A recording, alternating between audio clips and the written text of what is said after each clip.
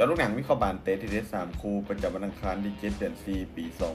2025เข้ามาเริ่มกันในคู่ที่1ในศึกยูฟ่าแชมเปี้ยนลีกรอบ8ทีมสุดท้ายเตะในเวลา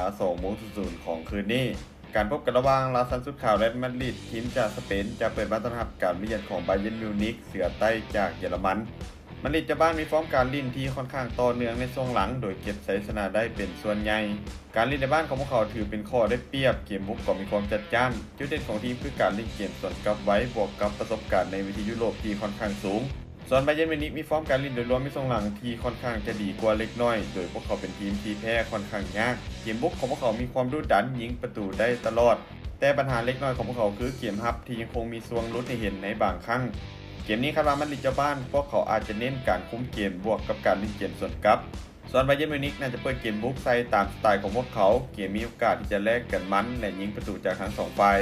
การคาดการณ์สกอร์ที่น่าจะเกิดขึ้นแดนมาดริดจะเปิดบ้านเสมอกับบาเยิร์นมิวนิกไปด้วยสกอร์2-2มาตอนที่2ในรายการเดียวกันเตะในเวลา20:00ของคืนนี้การพบกันระหว่างสปอร์ติ้งลิสบอนทีมดังจากโปรตุเกสจะเปิดบ้านต้อนรับการมาเยือนของปืนใหญ่อาร์เซนอลทีมจากอังกฤษสปอร์ติ้งเจ้าบ้านในฟอร์มการเล่นช่วงหลังถือว่าดรอปลงเล็กน้อยแต่ยังคงเก็บชัยชนะได้อย่างต่อเนื่องบวกกับความมั่นใจจากการเล่นในบ้านจุดเด่นของทีมคือสปีดการเล่นเกมบุกเวลาที่เล่นเกมสวนกลับยังคงมีความอันตราย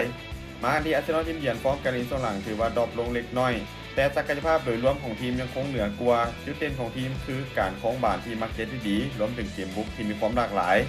ภาพรวมเกมนี้น่าจะออกมาแบบอึดอัดดิ้นด้วยความระมัดระวังโตแต่ยังคงให้ทีมเยือนอาร์เซนอลดูดีกว่าในเกมนี้การคาดการณ์สกอร์ที่น่าจะเกิดขึ้นอาร์เซนอลจะบุกไปเยือนเอาชนะสปอร์ติ้งลิสบอนไปด้วยสกอร์2-1มาตอนที่3ในรายการแชมเปี้ยนชิพของอังกฤษเตะในเวลา20:00ของคืนนี้